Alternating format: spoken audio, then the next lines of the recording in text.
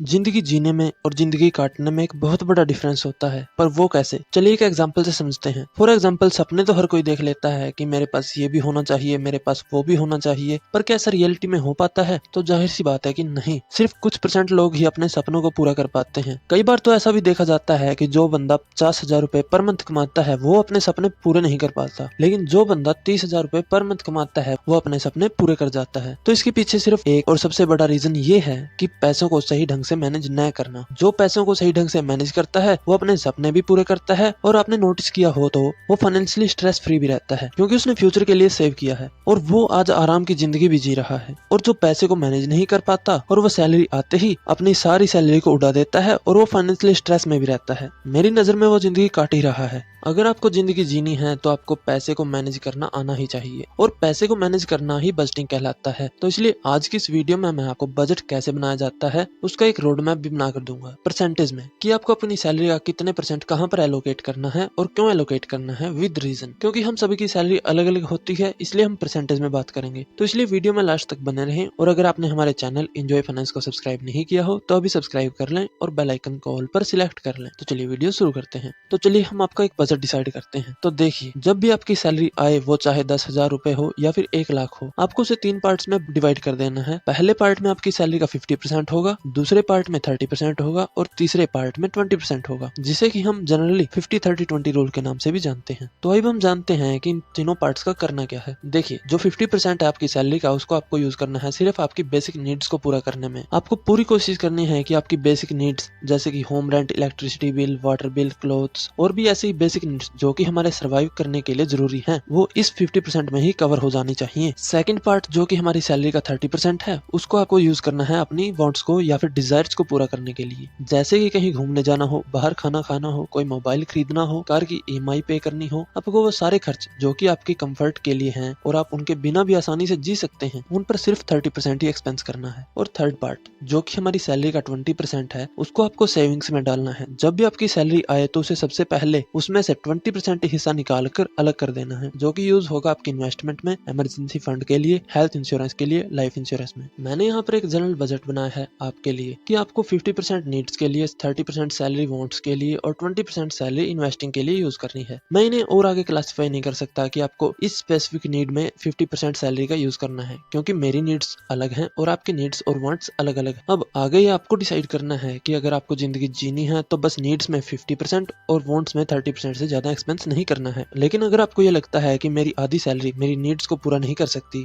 तो आपको वांट्स में किए गए खर्चे को घटाना है, ना कि सेविंग्स के खर्चे को। या अगर आपको कोई लोन चुकाना है तो आप अपनी सैलरी का 50% यूज कर सकते हैं नीड्स के लिए, 20% वांट्स के लिए, 10% सेविंग्स के लिए और 20% लोन को चुकाने के लिए, जब तक आपका पूरा लोन पे न हो जाए। अगर आपको जिंदगी काटनी नहीं है बल्कि जीनी है तो आपको बजटिंग को अपनाना ही होगा। और अगर आप बजट बनाते हैं और आप उसे स्टिक नहीं रह पाते या उसे फॉलो नहीं कर सकते, तो आप एनवेलप बजटिंग मेथड का यूज कर सकते हैं। अगर आप इस टॉपिक पर एक डिटेल्ड वीडियो चाहते हैं तो कमेंट करके हमें जरूर बताएं। चलिए वीडियो पर वापस आते हैं। देखिए, मैं आपको सिर्फ ये बता सकता हूँ कि आपको 20% हिस्से यानी सेविंग्स का क्या करना है, क्योंकि सेविंग्स का लगभग सभी के लिए एक ही जैसा यूज होता है। तो चलिए अब हम जान लेते हैं कि आपको 20% सेविंग्स का क्या करना है। तो सबसे पहले तो आपको एक इमरजेंसी फंड बनाना है जिसमें कि आपके मंथली खर्च का 6 से 7 गुना पैसा होगा। उसके बाद आपको अपनी सेविंग्स को इन्वेस्ट करना शुरू कर देना है। बस आपको एक रिक्वेस्ट है कि अपनी सेविंग्स को सेविंग्स अकाउंट में नहीं रखना है और न ही FD करवानी है, क्योंकि यहाँ पर आपको इन्फ्लेशन से भी कम रिटर्न देखने को मिलता है, मतलब कि आपका पैसा घट ही रहा होता है। आप अपनी सेविंग्स को इंडेक्स फंड में या फिर ETF में इन्वेस्ट कर सकते हैं अगर आप सेफली इन्वेस्ट करना चाहते हैं तो, जो कि बेस्ट है, और आपको वहां से 12 से 13% तक का एवरेज रिटर्न देखने को मिलता है। तो अगर आपको जिंदगी जीनी है तो आज से ही बजट बनाएं और उसे प्रॉपर फॉलो करें। और अगर आपको ये वीडियो पसंद आई हो तो वीडियो को लाइक, शेयर व हमारे चैनल एंजॉय फाइनेंस को सब्सक्राइब जरूर कर लें।